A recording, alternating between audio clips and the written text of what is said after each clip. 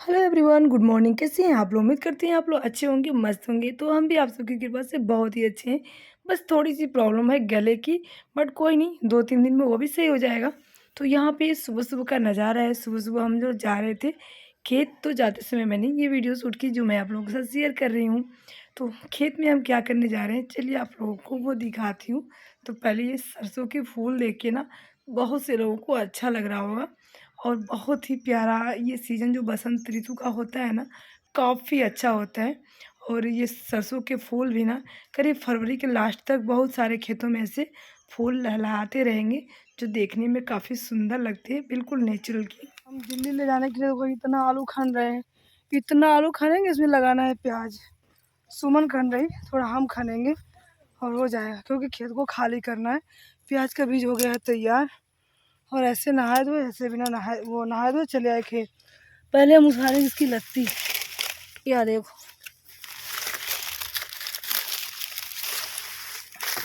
इसकी लत्ती पूरा उखाड़ दी। उसके बाद से उखाड़े पूरा। निकला तालू हो, अच्छा है। अपन गदाइल नाई है, बढ़ी ना। अपन बढ़ी बढ़ी है। मजबूरी है खाना। आलू खानेंगे, थोड़ा पालकी लेंगे, थोड़ा सोया लेंगे, थोड़ा बीन्स लेंगे। चनक साग है ये ना, ये ख़त्म हो गया। तो यहाँ पे देखिए सुमन आलू खोद रही है। पता नहीं कभी खोदी है कि नहीं, लेकिन लगा दी है तो खन रही है लेके जाने के लिए। बाबू यहाँ खेल रहा है। हाँ बहुत बार ऐसे लगे विदाई में कोहड़ा। या देखो विदाई में कोहड़ा दे रही थी ऐसा। ये दोनों कुत्ते भी पहुंचा। ए सुमन, ए मुस्कान के मम्मी, एगो पर तू बैठी जा, एगो पर सुमन बैठी जाओ। और चुपचाप बैठ के चलो।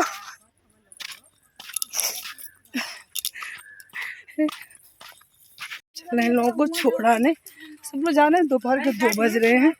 जल्दी जल्दी जल्दी जल्दी करते करते वो लोग वहाँ से निकल रहे हैं और हम लोग इस शॉर्टकट रास्ते से चल रहे हैं। तो वो लोग तो चले गए, हम अपना काम करेंगे अब। तो उन लोगों की विदाई हो गई। और यहाँ पे इतना ज़्यादा खाना बनाए, किसी ने खाने को हाथ नहीं लगाया। बहुत ज़्यादा खाना हमारा बच गया। अब ये सारा खाना शाम को यूज होगा। और चल रहे हैं हम इलाहाबाद महाकुंभ का प्रसाद बांटाने। सुबह से थक गई मैं काम करते करते। बहुत ज़्यादा कपड़ा था, बहुत ज़्यादा कपड़ा था जो पहन के गए थे, जो लेके वहाँ पे नहाए तो काफ़ी सारे कपड़े हो गए थे। तो चलती हूँ मैं, वो सब तो हो गया। प्रसाद गांव में बांटा हूँ, पर 3 दिन हो गए मैंने हेयर कमिंग नहीं की और तबीयत काफ़ी ख़राब हो गई ना। ये सिंदूर लेके, ये बिंदी लेके आए थे, वहाँ का प्रसाद बहुत जरूरी है। और सिंदूर लेके आए थे। तो चले हम हेयर कमिंग कर लो, हो जाए। मन नहीं कर रहा कुछ करने, इतना पैर में दर्द। और वहाँ की कहानी मैं अभी बताती हूँ थोड़ी देर के बाद। ये प्रसाद मैं वो घर के पड़ोस में लेके जा रही हूँ, क्योंकि ना उनके यहाँ शादी है, काफ़ी लोग हैं, ज़्यादा लोग। तो मैं ज़्यादा प्रसाद लेके जा रही हूँ कि हर इंसान को एक एक मुट्ठा तो आना चाहिए ना। और अभी देखिए सब लोग चले गए हैं खा पी के, और मेरा सारा किचन ऐसे का तैसे पड़ा है और 3 बजने वाले हैं और कोई हालत ख़राब हो गई है। तो बने रहिएगा वीडियो में लास्ट तक। और 2 दिन तो मैं थी नहीं, आप लोगों का ज़्यादा से ज़्यादा सपोर्ट रहा, उसके लिए तहे दिल से आप लोगों को धन्यवाद। और इतना सारा प्रसाद कम है, थोड़ा मैं और डाल देती हूँ इसमें। कम से कम बहुत सारे लोग हैं, जो भी होंगे 30-35 लोग, तो सबको थोड़ा थोड़ा आ जाए तो अच्छी बात है। अब वहाँ से आती हूँ, फिर मैं गांव में जाऊँगी, सबके यहाँ दे रहे हैं। महाकुंभ प्रयागराज, खुशी मिलती है किसी को कुंभ करा के, किसी को धाम करा के। अम्मा की वजह से ही हम लोग चले गए थे। पहले मैं इन लोगों को बांध दूँ खाने के लिए, वहाँ जाऊँगी तो आधे घंटे तो लगेंगे, फिर लेट हो जाएंगे। और सरोजा का हाल है? हाँ ये काकी, इन लोगों को देखो धूप ले रहे हैं अच्छे से सारे कुत्ते आराम से सोए पूरे रोड पे। तो चल रहे हैं हम घर पे। यहाँ पे आए थे, आटा चाले हैं 2 बोरा, 2 बोरा आटा चाले, बहुरानी और हम दोनों मिलके। बहुत लोग चले, बहुत मजा आया था भैया। पूरा आटा देखिए, यहाँ पे पूरा आटा लग गया, पूरा देखिए हाथ में पूरा, पूरी साड़ी भी खराब हो गई आटे से। देखो अम्मा जी पूरे कपड़े बटोर के पूरा तह कर रही हैं, और पूरा छत भरा था हमारा कपड़े से, पूरा का पूरा छत भर गया था। बच्चों के कपड़े थे और हम लोगों के कपड़े थे, तो अम्मा की ड्यूटी कपड़े तह करने की। जाती अम्मा गांव में प्रसाद देवे, प्रसाद देवे पूजा घरे, तब के लेके जाए। तो ये सारा प्रसाद हम बांट देते हैं बच्चों में भी और इनके घर वालों को भी दे देते हैं। तो यहाँ पे बच्चे खेल लेते हैं, हमने कहा चलो इनको भी दे देते हैं प्रसाद। तो जितने लोग मिलते गए सबको मैं प्रसाद बांटते गई। तो आधा गांव ख़त्म हो गया, थोड़ा सा ही और रह गया। तो ये प्रियंका का रह गया था, तो हमें लौटते समय प्रियंका को भी दे देते हैं। तो यहाँ पे प्रियंका को भी दे दी प्रसाद। तो मैंने पूरा गाँव बाँट दिया। अब जा रही हूँ घर, और बाकी का जो काम है वो जाके अब करूँगी। तो अभी बज रहे हैं रात के 8:30 और हमारा खाना नहीं बनाना पड़ा। मैंने बताया था ना आज खाना ज़्यादा बन गया है, किसी ने खाया नहीं। तो सुबह की दाल बची थी, सुबह की रोटी बची थी और दूध था।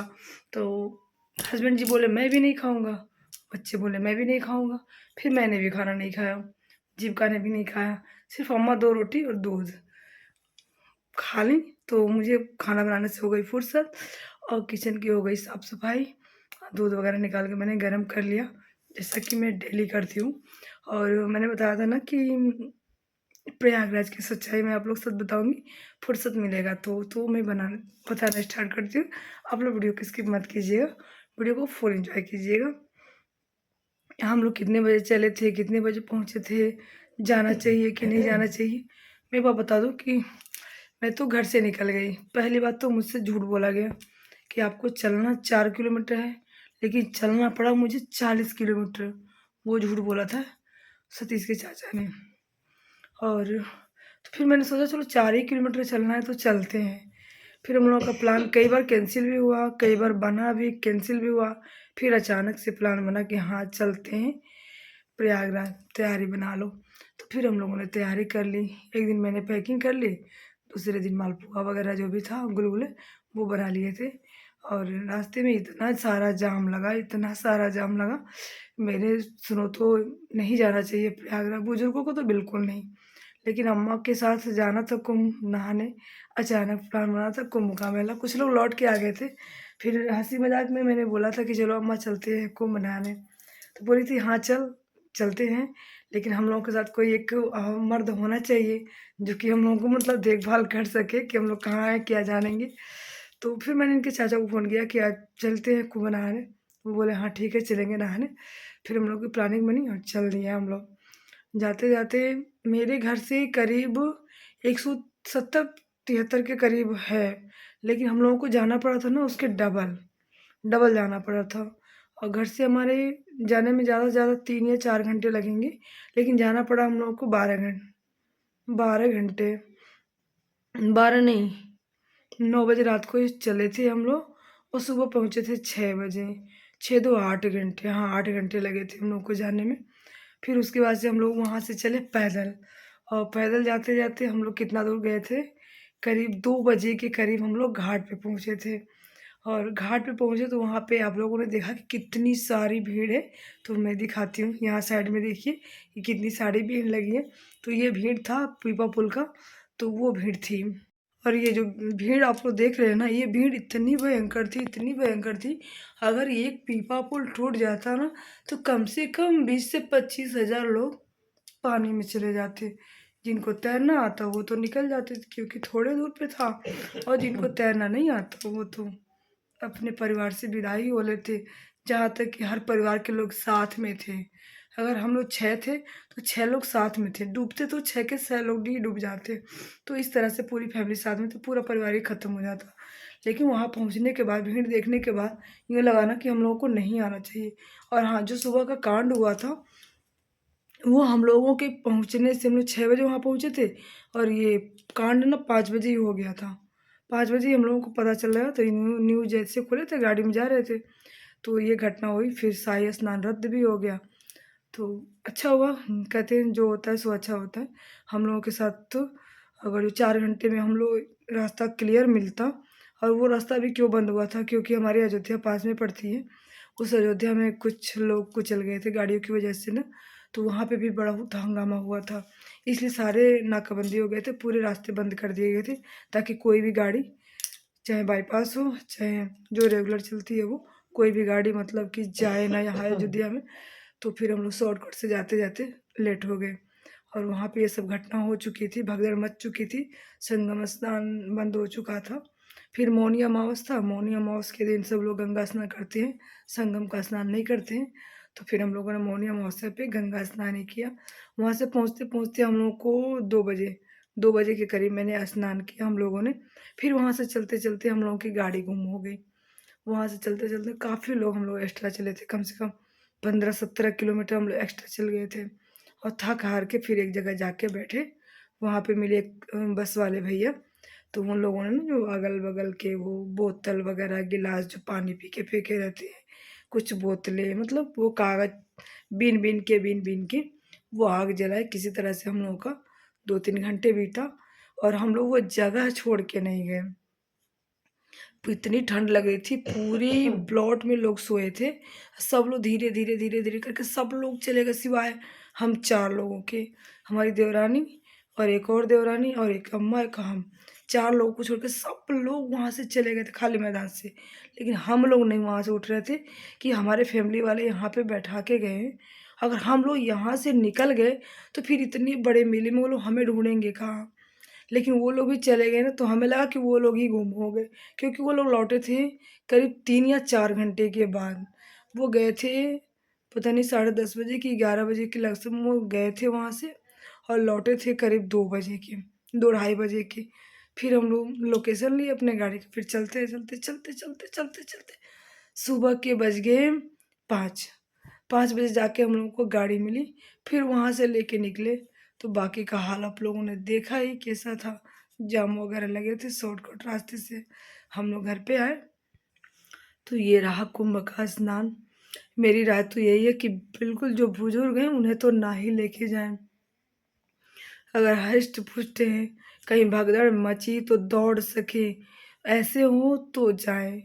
लेकिन कहते हैं ना, पता नहीं अम्मा उस भीड़ में होती तो क्या होता?